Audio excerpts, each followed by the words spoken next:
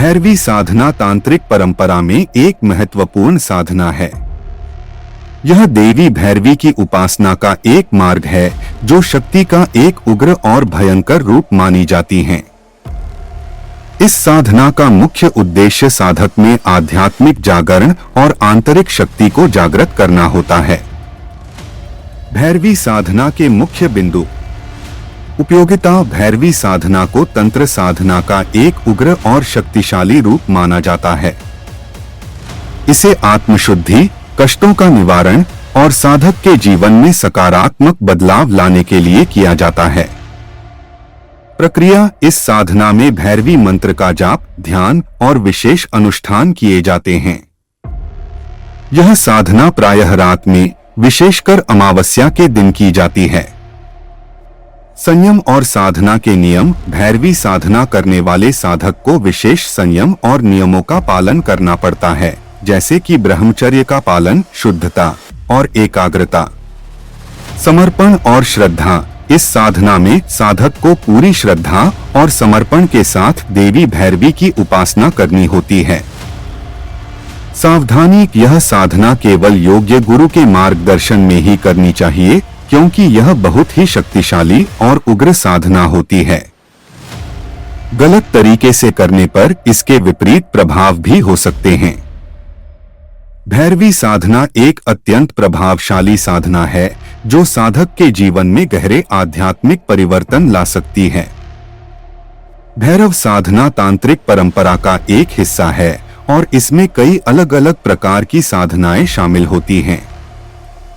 तंत्र साधना में कुछ विशेष प्रक्रियाएं और अनुष्ठान होते हैं जिन्हें समाज में सामान्य रूप से समझ पाना कठिन हो सकता है।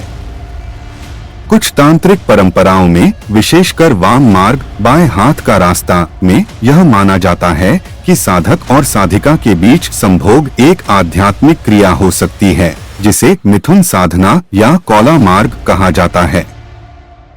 इसे ऊर्जा के आदान प्रदान और चेतना के उन्नयन के रूप में देखा जाता है, न कि केवल एक शारीरिक क्रिया के रूप में। यह साधना का एक अत्यंत गोपनीय और संवेदनशील हिस्सा है जो केवल योग्य गुरु के मार्गदर्शन में ही किया जाता है।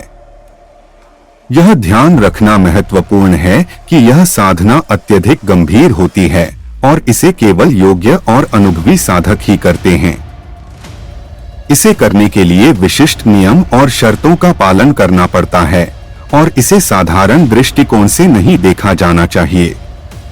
तांत्रिक परंपराओं में इस प्रकार की साधना के उद्देश्य शारीरिक सुख नहीं होते, बल्कि ऊर्जा के उन्नयन और आध्यात्मिक प्रगति को साधने के लिए होते हैं। इस साधना के प्रति दृष्टिकोण विभिन्न तांत्रिक संप्रदायों और उनके अनुयायियों में अलग अलग हो सकते हैं। अधिकतर साधकों के लिए भैरव साधना का मुख्य उद्देश्य भैरव और भैरवी की उपासना द्वारा आध्यात्मिक जागरण और आंतरिक शक्ति को जागृत करना होता है और संभोग जैसी क्रियाएं इनमें शामिल नहीं होती। वाम मार्ग तंत्र साधना की एक विशेष पद्धति है जो सामान्यतः परंपरागत धार्मिक प्रक्रियाओं से भिन्न होती है। इसमें साधक उन चीजों का उपयोग करते हैं जिन्हें अन्य मार्गों में निषिद्ध माना जाता है, जैसे मांस, मद्य, मत्स्य, मुद्रा और मैथुन, जिसे पंचमकार या पंचमकार साधना कहा जाता है। वाम मार्ग का उद्देश्य साधक के भीतर छिपी हुई शक्तियों को जागृत करना और जीवन मृत्यु के बंधनों से मुक्त होना होता है। वाम मार्ग में भैरवी साधना की पद्धति, स्थान और समय। वाम मार्ग की साधनाएं अक्सर रात के समय, विशेष रूप से अमावस्या या विशेष तांत्रिक तिथियों पर की जाती हैं। ये साधनाएं श्मशान, एकांत स्थानों या अन्य भयावह स्थानों पर की जा सकती हैं, जहां साधक को उसकी आंतरिक भय और सीमाओं का सामना करना पड़ता है। गुरु का मार्गदर्शन। वाम मार्ग में साधना बिना गुरु के मार्गदर्शन के नहीं की जाती। गुरु साधक को उन रहस्यों और पद्धतियों से अवगत कराते हैं जिन्हें बिना अनुभव के साधक समझ नहीं सकता।